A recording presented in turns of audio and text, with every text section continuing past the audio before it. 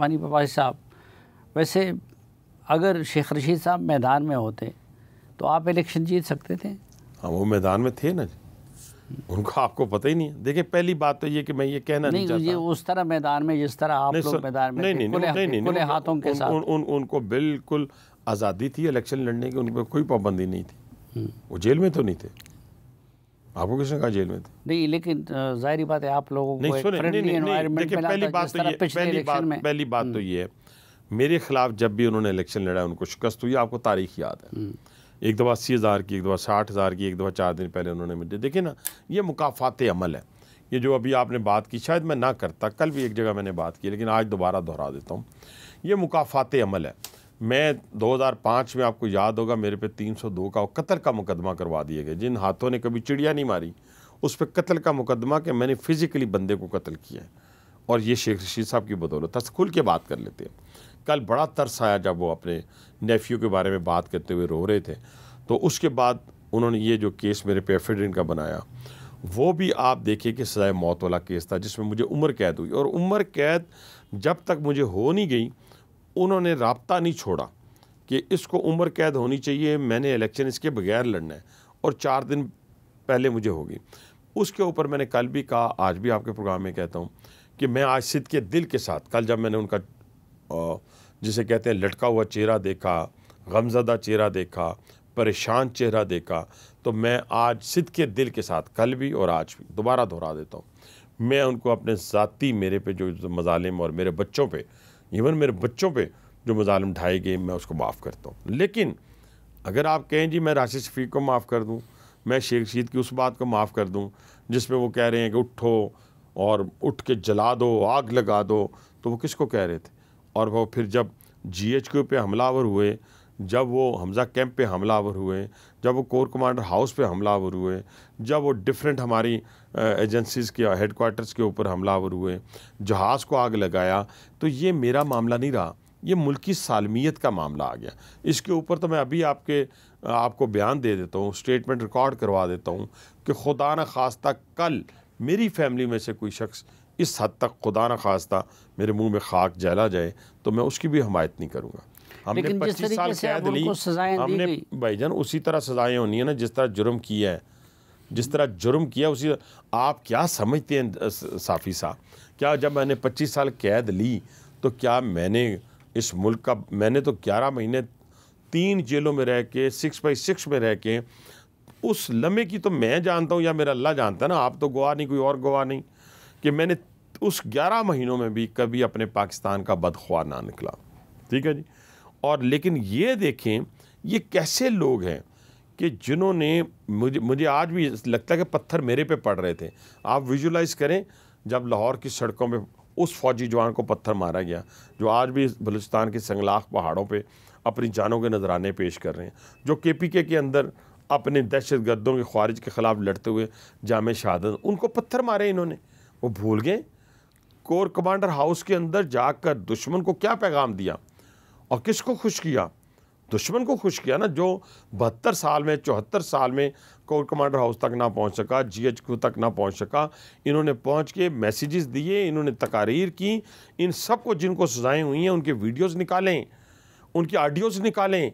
आप कैसे, हम मिल के कैसे उनको मासूम साबित कर सकते हैं? जुर्म जितना भी संगीन हो, लेकिन ट्रायल तो फेयर होना चाहिए, तो और ओपन होना चाहिए ना। आपके ट्रायल होते हैं वो ओपन नहीं, ये सारे ट्रायल, ये 10-10 साल सजायों वाले ट्रायल जो हैं ये ओपन हुए हैं। ये किसने कहा कि अपना कोई फौजी अदालतों में हुए? ये सजाएं फौजी अदालतों ने तो नहीं दी, ये तो उन्हीं अदालतों ने दी। आप समझते हैं कि उसमें इंसाफ के तकाजे पूरे किए? मैं कहता हूँ जी, देखें ना, ये रोज़ मांगते थे वीडियो दें, वीडियो दें, वीडियो दें। आप अगर आप देख लें वाशिंगटन DC वाला वो वाक़या देख लें, अगर आपको याद हो, जब उसके ऊपर वाइट हाउस के ऊपर लोग चढ़ गए थे, आपको याद हो अगर 2010 वाला मेरा ख्याल है जो हंगामे हुए थे अपना UK के अंदर, उसमें सिर्फ उन्होंने वीडियो को मद्देनज़र रख के वीडियो चला कर उसके मुताबिक सजाएं दी। उन्होंने तो और कोई चीज़ें देखी नहीं है। तो ये वीडियोस जो आपके चैनल्स पे चल रही हैं, दुनिया में चल रही हैं, उनको देख के जजों ने सजाएं दी हैं, वीडियोस की बुनियाद पे। जी, वीडियोस की बुनियाद। तो अब एक बंदा यहाँ पे भी मौजूद है, इधर भी उनके ख़िलाफ़ मुकदमा और वो फैसलाबाद में भी मौजूद है, उनके खिलाफ उसका तरीक़ाकार भला क्या होता है? ये मुकदमात हमने भी सहे हैं, हमने 8 दिन, एक दिन में 8 FIR से गुजरे हैं। ये बात नहीं होती। बात ये एक से इस सब का जाके, जब मैंने आपको कहा कि जब मैं सज़ा लेके चला गया तो क्या मेरे दिल में ये आया कि मुझे कोई हिंदुस्तान की कोर्ट ने छोड़ना है या UK की कोर्ट ने छोड़ना है? मुझे पता था पाकिस्तानी कोर्ट ने छोड़ना है। जब वो सुनेंगे तो छोड़ देंगे। जब हमें सुना, साबित हुआ, हमें उन्होंने छोड़ दिया कि नहीं यार कुछ नहीं, ये ज़्यादती हुई है। तो इनके साथ तो सामने चीज़ें नज़र आने के ऊपर इनको सज़ाएं दी गई हैं। अगर ये समझते कि उसमें जगह मैं नहीं था, उसमें मैं नहीं था। अब देखें ना, बदकिस्मती क्या है बानी PTI की। अब जितने लॉयर हैं जो बानी PTI के साथ उनके केसेस लड़ रहे हैं, ये 3 दफ़ा चेंज हुए हैं। और 3 दफ़ा चेंज इसलिए हुए हैं कि वो टोटल उनका फोकस फ़ीस के ऊपर है, बानी PTI की रिहाई के ऊपर नहीं है। टोटल फ़ीस के ऊपर उनका करोड़ों रुपए, मेरा ख्याल है अब 70-80 करोड़ तक बात पहुंच गई हुई है। मैं अरबों नहीं कहूँगा कि यहाँ तक वो पैसा माशाल्लाह ले चुके हैं। और जितने लॉयर इस पार्टी के अंदर दाखिल हुए हैं वो सारे के सारे इसी चक्कर में। अच्छा, वो इसी वजह से और कोई और उनका क्या, उनका सियासत से क्या ताल्लुक है? बताएं उनमें से किसी एक का। मुस्तकबिल करीब में खान साहब की रिहाई का कोई इम्कान है? अदालतें छोड़ेंगी तो सुबह छोड़ दें, नहीं छोड़ेंगी तो अभी 9 मई का फैसला तो खान साहब को अभी भी होना है। लेकिन अभी भी PTI का एक खौफ तो है ना हुकूमत पे।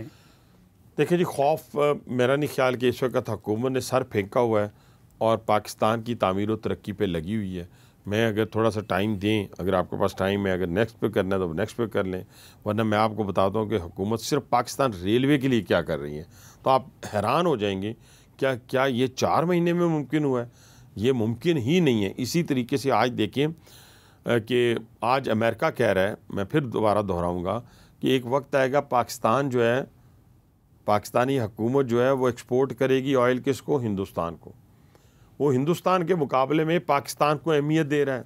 वो ट्रम्प कह रहा है, अमेरिका नहीं कह रहा है। वो अमेरिका उसका प्रेसिडेंट है ना, उसका प्रेसिडेंट है। 29 टाइम वो कह चुका है पाकिस्तान की फतह का।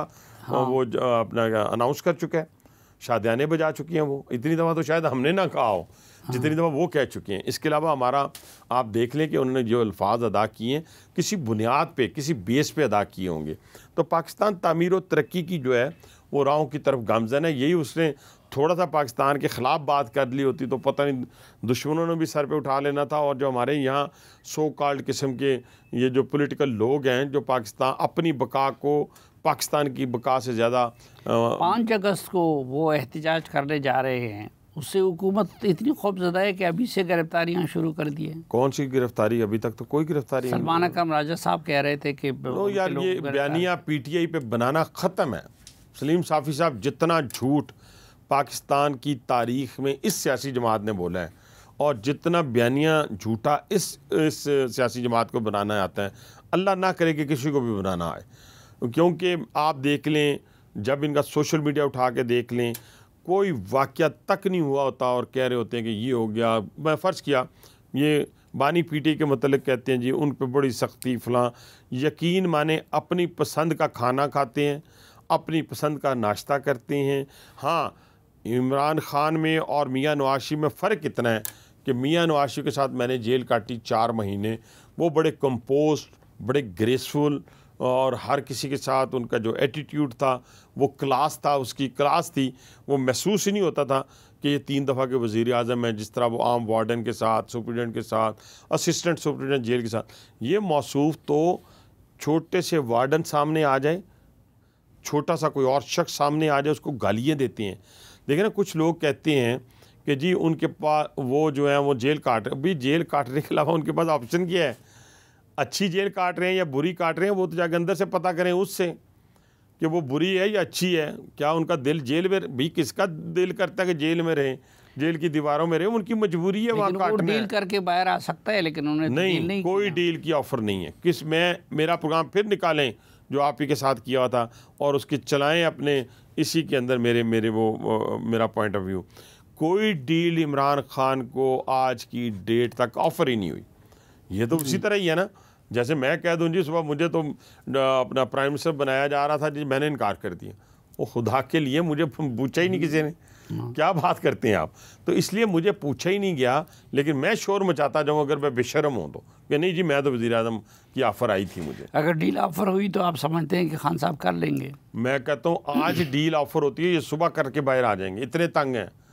जो बंदा किसी आम शख्स को देख के गालियाँ निकालना शुरू कर दे और इस मनसब पे कायम रहा हो कि वज़ीर आज़म रहा हो, तो उसके बाद साफ़ी साहब बाकी कौन सी बात रह जाती है। किसको गालियाँ दी हैं, इसका क्या सबूत है? पूरे सबूत मुझसे पूछते हैं सर।